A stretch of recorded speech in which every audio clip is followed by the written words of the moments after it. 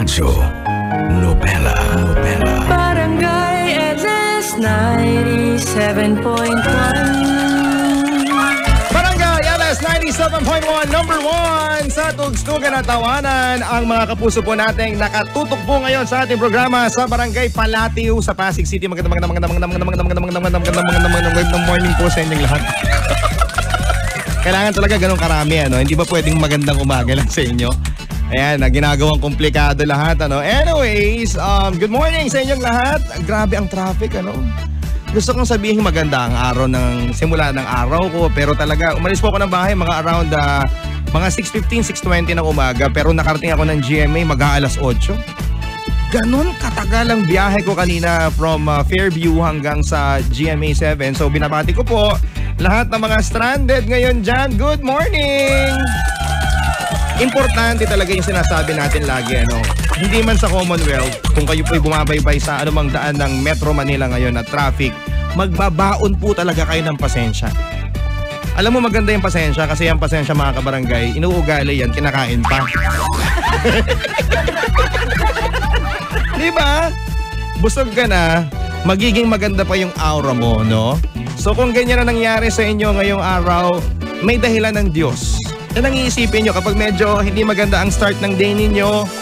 Isipin nyo po, mga kabarangay, baka naman may mas magandang ibabalita sa akin mamaya. Pero wag ka din mag-i-expect. Kasi pag nag-expect ka, baka masaktan ka. Parang yung papaano ka umasa sa ex mo na matapos mong mahalin, niloko ka lang. Anyways, good morning! Ito na nga, bonggahan na natin ang simula ng ating Radyo Nobela sa kwento ng kabarangay natin na si Badong. Diyos ko po, Rudy. Hindi pa rin pala maganda yung simula ng show ko.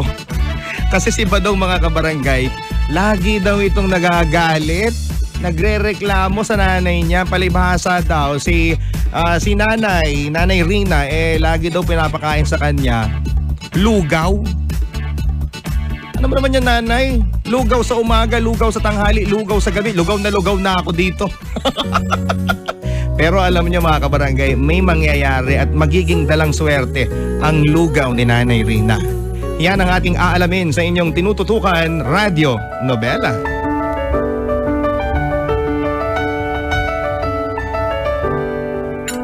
Nay, ano to? Lugaw na naman? Oo, anak. Pasensya ka na. Hindi kasi nakapagdilihensya si nanay eh. Nay naman, pagod na akong galing sa eskwela, tapos ito pang madadaanan kong pagkain natin. Pasensya ka na, anak. Babawi si nanay pag nakakuha ko ng labada. Ilang beses yun ang sinabi yan, Nay, pero wala din naman nangyayari. Anak, konting tiis muna ha. Ay, ano pa nga bang magagawa ko, di ba? Mahirap lang kami. Isang labandera si nanay. Si tatay naman, ayun, sumama na sa ibang babae. Nag-iisa na nga lang akong anak. Ganito pa kahirap ang buhay namin.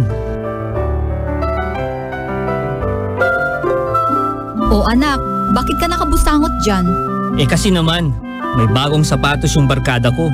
Tapos ako, eto, magdadalawang taon na nagtsatsaga dito sa sapatos kung kulang na lang itapon sa basurahan. Anak, sorry ah. Ganito lang kasi nakayanan ni nanay. Hay naku, Nay, wala na tayong magagawa. Wala nang magagawa yung sorry nyo. Basta anak, pagbutihin mong pag-aaral mo ha, para guminhawa buhay natin. Huwag na kayong umasa, Nay. Baka hindi ko na matapos ang kolehiyo. Ha? Bakit naman, anak? Tinatamad na ako, Nay. Tsaka tumaas ang matrikula ngayon. Baka hindi nyo na rin kayanin. Walang hindi kakayanin si nanay para sa'yo, anak. Ano ka, Nay? Superwoman? Wonder Woman o Darna? Mataas ang pangarap ni nanay para sa akin. Gusto niya ako makapagtapos ng kolehiyo. Isang bagay na hindi niya nagawa para sa kanyang sarili. Pero kakayanin pa kaya niya sa pamamagitan ng pagiging labandera lang? Badong, di ba nanay mo yun? Saan? Ayun oh! Nagtitinda ng banana cue. Ayun ba? Hindi. Hindi ko yung nanay ah. Yung totoo ba, Dong? Huwag ka nga maingay dyan. Oo, nanay ko yan. Oh, bakit hindi mo lapitan? Tulungan mo kaya? Hayaan mo na. Tsaka may klase pa tayo. Kilala ko si nanay, madiskarte yan. Bahala ka dyan. Nakakaawa naman kasi ang init-init. Naku, si nanay pa. Sanay na yan sa trabaho. Tara na, baka malit pa tayo. Ang laban na to. Ay, mali pala yung kanta, ano? Mali yung mashup ko. Anyways, mga kabarangay, yan ang simula ng ating radyo nobela. Alam mo, marami nakaka-relate dito sa kwento natin. Hindi lang po itong si Nanay Rina at saka itong si kabarangay natin na si Badong ang ganito. No? May mga anak din ganyan na katulad ni Badong na reklamo ng reklamo. Wala namang ginagawa para makatulong sa magulang. Eh, maswerte ka nga Badong, meron ka pa kinakain na lugaw. May iba dyan walang kinakain eh. Diba? Yung iba, iinom na lang ng tubig, iniisip pa yung bill ng Maynilad. Kaya maswerte ka ba Dong, meron ka pang lugaw. Diba? Tsaka ang lugaw, tubong lugaw yan. Isipin mo na lang na maswerte ka dahil may lugaw ka pa. Yun eh. Ano kaya mangyayari sa kwentong ito mga kabarangay? Matulungan kaya ni Badong itong si Nanay Rina o tuluyang malugaw ang kanilang pagsasama bilang mag-ina? Ito po ang Radyo Nobela sa Barangay LS 97.1. Tugstugan na!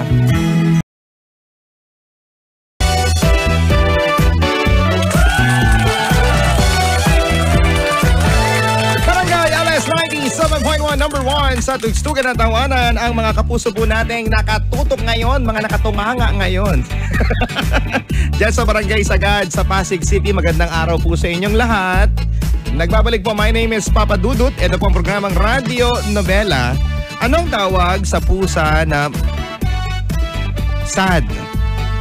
Anong tawag sa pusang sad? Ano? Di malungkat.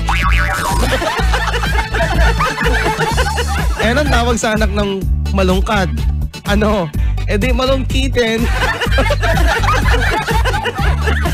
Wala lang, may nahalukat lang ako dito.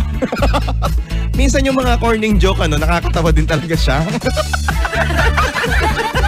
Anyways, mga kabarangay, kanina nga po, nalaman natin ang relasyon ng mag-ina. Itong si kabarangay natin na si Badong at si Nanay Rina, no?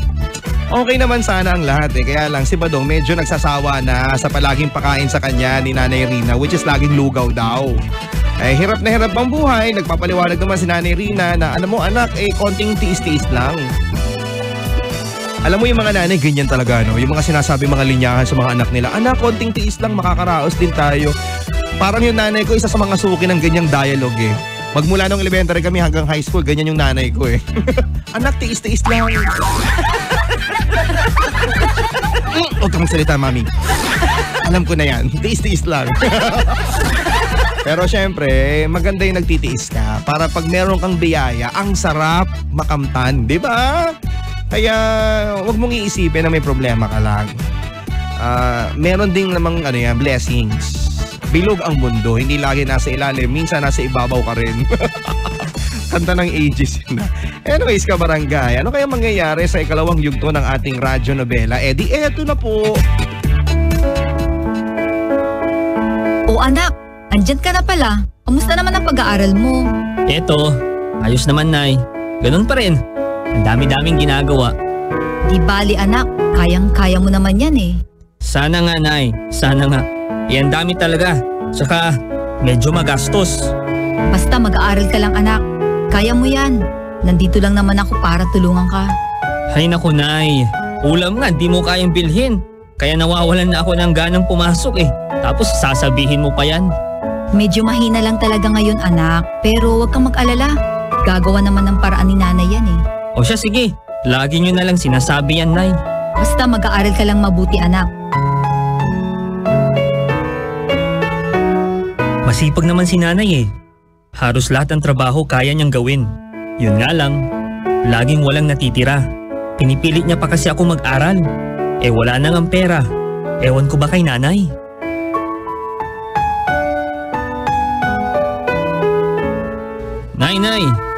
Nay! Nay! May babayaran daw kami sa eskwelahan. Kailangan ng malaking pera. Mga 3,000 din daw. 3,000? Para saan naman yun anak? Para sa field trip daw. May outreach program kami. Ewan ko nga ba, parang pinagkakwartahan lang naman kami dun. Hay nako, hayaan mo na anak. Ganun talagang pag-aaral.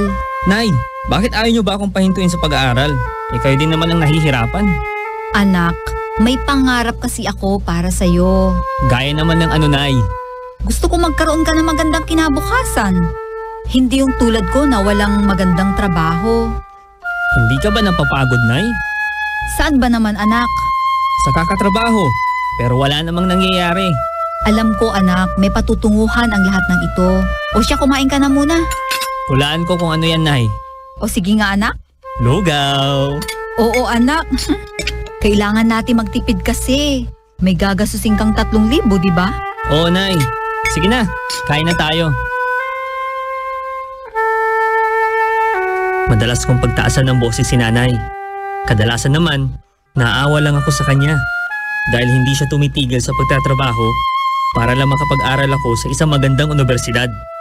Kahit ilang beses kong sabihing titigil na ako, lagi niya akong kinukontra. Dahil mas maganda daw ang may pinag-aralan.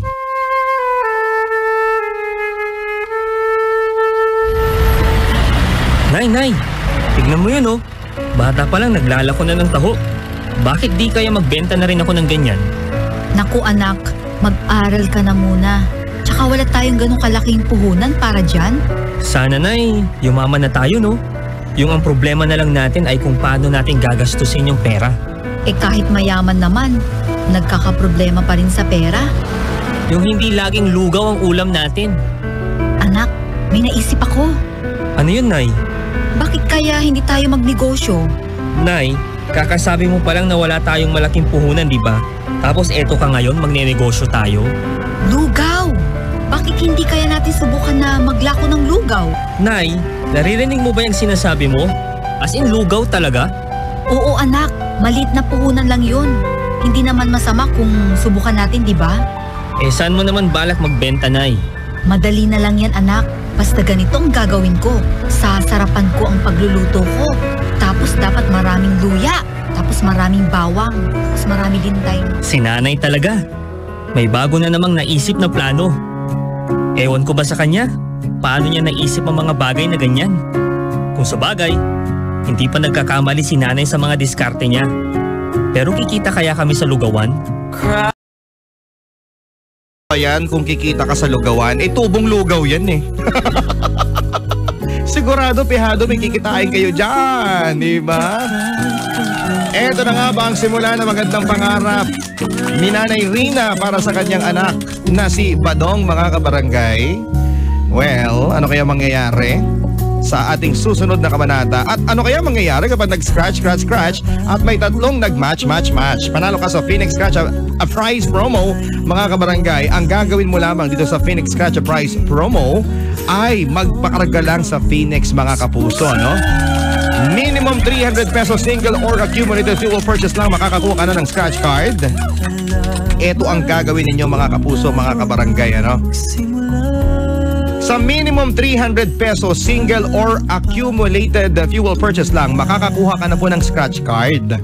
I-scratch at baka manalo ka ng Lenovo Yoga 510 laptop, Samsung Galaxy J5 Prime smartphone, JBL Clip 2 speaker, GoPro Hero 5 session camera or Phoenix power bank. Pwede ka rin manalo ng Phoenix fuels or lubricants tulad ng Phoenix Accelerate Multigrade, Phoenix Zuelo Max at Phoenix Cyclomax Titan 40. Aba, until September 25 po yan in selected Phoenix stations. Go, go, go, go and gas up, that's a Phoenix per DTI FTEB permit number 8953 series of 2017. O kung hindi po kayo makakasali dito at wala kayong kotse, bili kayo ng kotse para makapagpagas kayo. Sayang naman, baka manalo kayo dito ha. Isa ako sa mga suking-suki ng Phoenix eh. Phoenix. Lapit na po kayo sa pinakamalapit na Phoenix gas station para magpakarga at makakuha ng kanilang Scratch a Prize promo, mga kapuso. Anyways, sa mga katulad po ni Badong, I'm sure marami sa inyo ang mga minsang nagsasabi at nangarap na sana yumaman sila. Yung sana lahat ng pangarap ko para sa aking magulang, hindi na para sa akin kundi para sa magulang ko mangyari, kabarangay. Matupad lahat. No, yung yumaman kami para mabili ko ng ganito si nanay. Yung umasenso kami para magbago yung buhay namin. Pero ang tanong dyan mga kabarangay, may ginagawa ka ba para may magbago sa buhay mo? Baka naman puro ka lang satsat, wala ka namang ginagawang gawa. Nakalimutan mo na kailangan nasa Diyos ang awa, nasa tao ang gawa.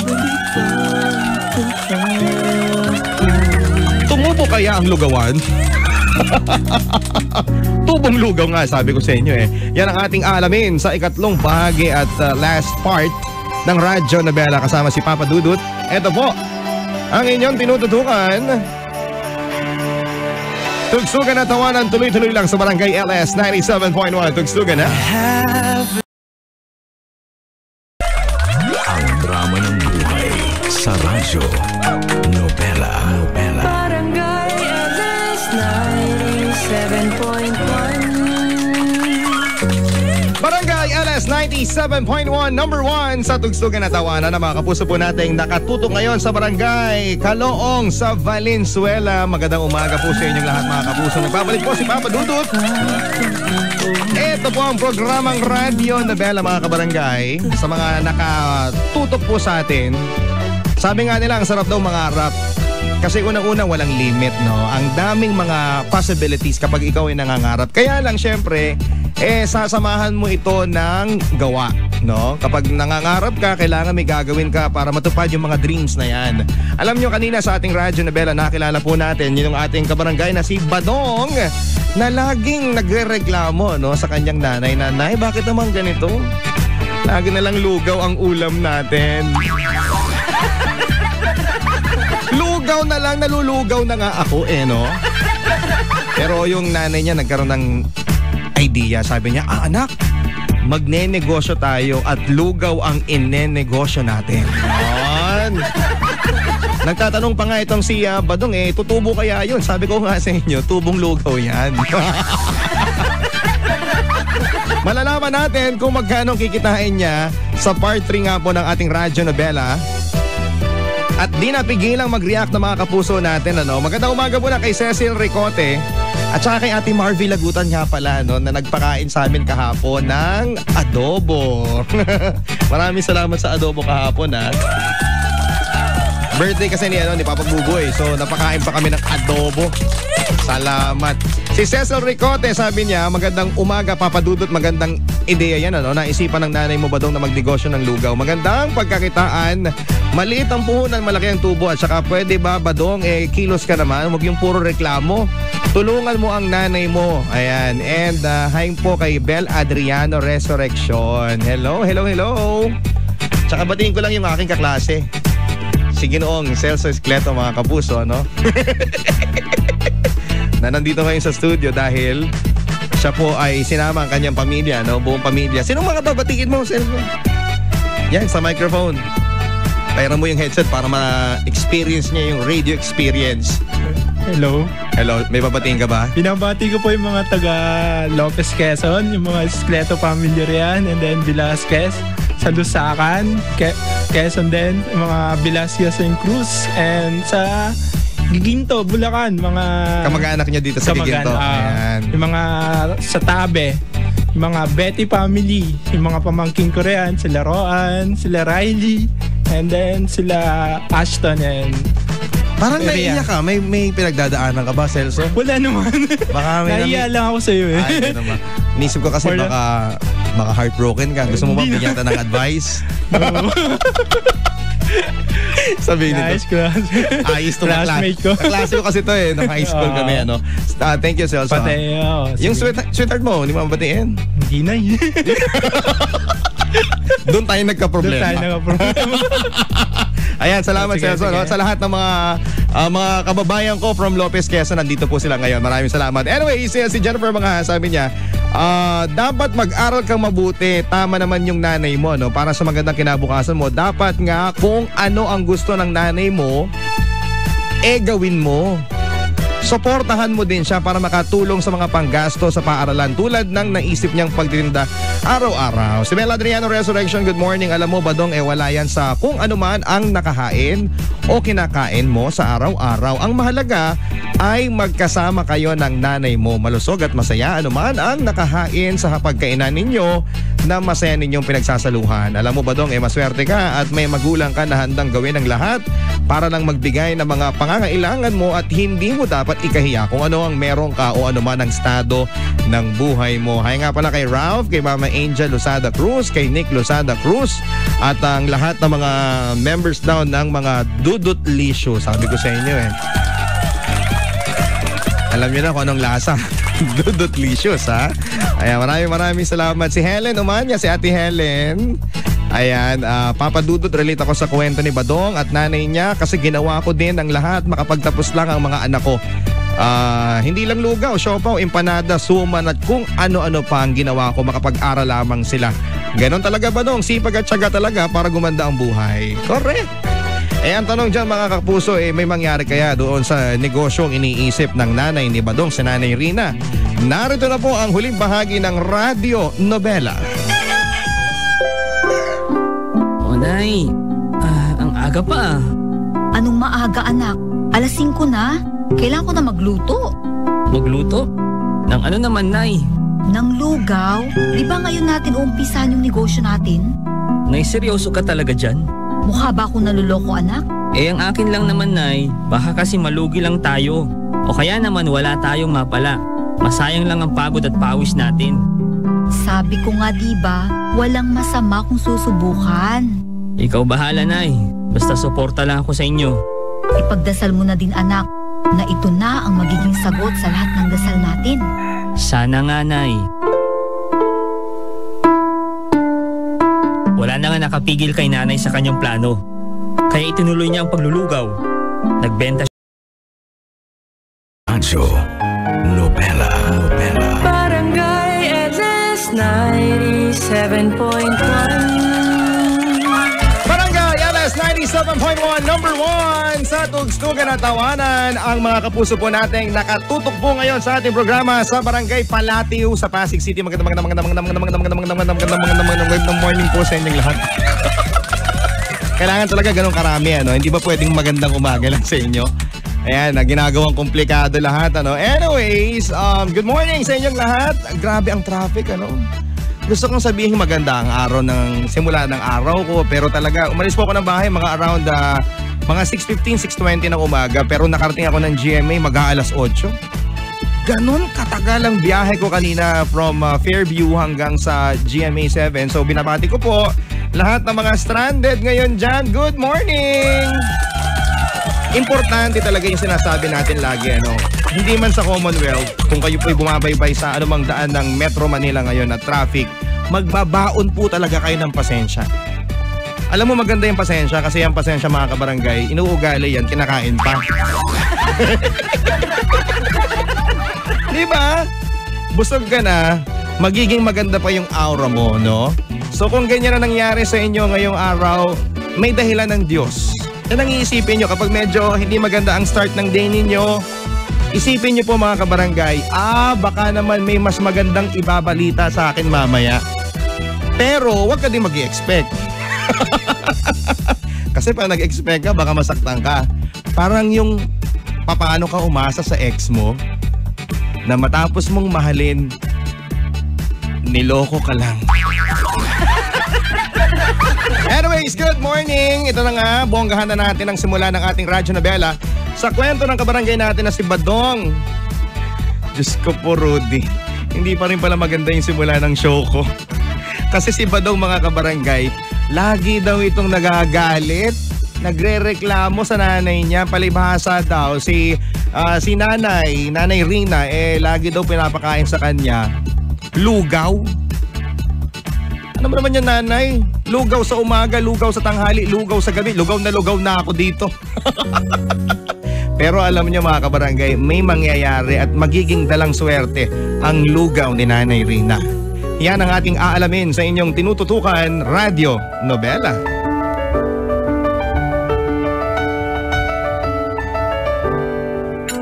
Nay, ano to? Lugaw na naman? Oo anak, pasensya ka na. Hindi kasi nakapagdilihensya si nanay eh. Nay naman, pagod na akong galing sa eskwela, tapos ito pang madadatnan kong pagkain natin. Pasensya ka na anak. Babawi si nanay pag nakakuha ko ng labada. Ilang beses nyo na Ako makatulong sa aking pamilya. Gusto kong matulungan at mabigyan ng mga maginhawang buhay ang nanay ko. Gusto ko siyang dalhin linggo-linggo sa salon. Punta ka doon, punta ka sa casino, magsugal ka. Kaya lang nga, walay pa, nga pa. Tiis-tiis daw. Totoo naman kung may gagawin ka, may magbabago sa buhay mo. At least sinubukan mo, 'di ba? Kung nagnegosyo ka, hindi naging successful, sinubukan mo pa rin. Try ka uli, 'di ba? Sa lahat ng mga negosyante, ganun po 'yan. Yan ang prinsipyo ng pagnenegosyo at congratulations sa kanilang dalawa dahil naging matagumpay sila sa mga hangarin nila. Sabi ni Liza, ang swerte nga ni Badong sa nanay niya. Dahil kahit na hindi sila mayaman, ginawa ng paraan ni Nanay Rina na maibigay ang lahat ng pangangailangan ni Badong. Swerte ka sa nanay mo. Kasi ganyan yung nanay mo. May ibang nanay hindi ganyan eh. Minalas ka lang sa pangalan talaga kasi Badong ang pinangalan sa'yo. Ang daming pwedeng ipangalan. Badong talaga. No? Diba? Sa lahat po ng mga kapuso natin, alam nyo na kung saan kayo kakain, ha? Sa Lugawan ni Aling Rita pala. Rita ba Rina? Rina, ang dinig ko Rina eh. Nung huli, Rita na eh. Siyempre, mayaman na, nagpa-change name na. Ayan. Ano kaya magandang negosyo? Ako gusto ko rin yung lugaw eh. Kasi unang-una, laging mainit, di ba? So, mainit ang pagtanggap ng tao sa'yo. So, di ba? Tsaka, totoo talaga, tubong lugaw. Kaya lang gusto kong lagyan ng mga ibang mga sangkap eh. Di ba? Lugaw with free wifi. Oh. Ano ba? Lugaw with free sa mga sawi. Free boyfriend. Oh. Isip ka lang ng konsepto kasi marami ng lugawan eh. Lugaw with free. Oh, ganyan. Samahan ninyo, di ba? May libreng masahe. Ganyan. Isip lang kayo ng iba-ibang konsepto para lumutang yung pagiging entrepreneur. Oh. Sa ating pagbabalik mga kabarangay, ano kaya ang reaksyon ng mga sambayan ang nakikinig sa atin? Importante po marinig namin yan. Hanapin ang Facebook ng Barangay LS. Babasahin ko po yung mga messages dyan sa Barangay LS Facebook account. At syempre sa Facebook po ni Papa Dudut, P-A-P-A-D-U-D-U-T. Hanapin niyo yan, Papa Dudut LSFM. Good morning sa mga taga Wrangler Trinoma, sa Wrangler Tereses, sa aking pong sponsor sa damit. Thank you. Sa JC Premier, maraming salamat sa mga taga Urban Smiles. Mamaya mayroon akong schedule sa inyo. Dahil may nararamdaman ako sa aking jaw. Alam mo, sakit na mga angkor yan eh. Tsaka tenga kong sumasakit. And mga taga Jed's Island Resort. Si Boss Joel Tanganan. Parang gusto kong mag-swimming sa Sabado dyan. Mga taga Jed's Island Resort, magandang umaga. Ayan, at again, si Ate Marvy Lagutan sa napakasarap mong adobo kahapon. At saka si Alvina. Ayan, maraming salamat sa iyong padala sa amin na tinapay. Masarap yun, ha? May ubi sa loob, ano? Sa mga kabarangay natin, tugstugan at tawanan, tuloy-tuloy lang. Sa mga nangangarap, tuloy-tuloy lang. Sa inyong Barangay LS 97.1, tugstugan na! 7.1, number 1 sa Tugstugan at Tawanan. Ang mga kapuso po natin dyan sa Barangay Kaligayahan, Quezon City. Kung ikaw ay malungkot, hindi ibig sabihin yan magiging malungkot ka habang buhay. Pwede ka ring maligayahan. Oh. Ganda ng pangalan ng barangay nila, no? Very positive. Saan nakatira? Sa Barangay Kaligayahan. Baka mahal ang lote dyan, ha? Eto, sa mga kabarangay natin na nakatutok po sa ating radyo na Bella kanina, no, nalaman po natin ang pinagdaanan na mag-ina na si Aling Rina at ang kanyang anak na si Badong. Si Badong, mga kabarangay, nagreklamo. No? Sabi ni Badong, ano ba naman yan, nanay? Lagi na lang pong lugaw. Wala na po tayong ibang matirong kakainin, kundi lugaw na lang ng lugaw. Pero dahil po sa lugaw, nagkaroon ng idea itong si Nanay Rina na magtayo ng isang bonggang-bonggang negosyo na lumago na po, mga kabarangay. Sabi, dati lugaw lang daw. Ngayon, nadagdagan na ng ibang mga paninda. May lugaw with wifi pa. Oh.